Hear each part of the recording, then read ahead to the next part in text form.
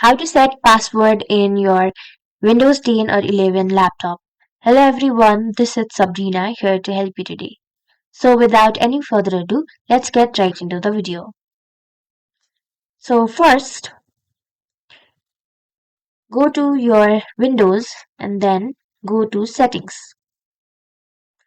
After that, simply search for lock screen. Then go to lock screen settings. Now, you should see an option of screen lock pin or something like that. If you cannot find it, you can just search for it.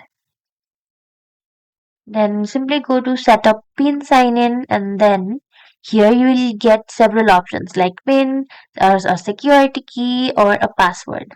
All you have to do is tap on it and then go to change, enter your current password, and then after that mm, create a new password and then confirm, and it will be changed. So that's it.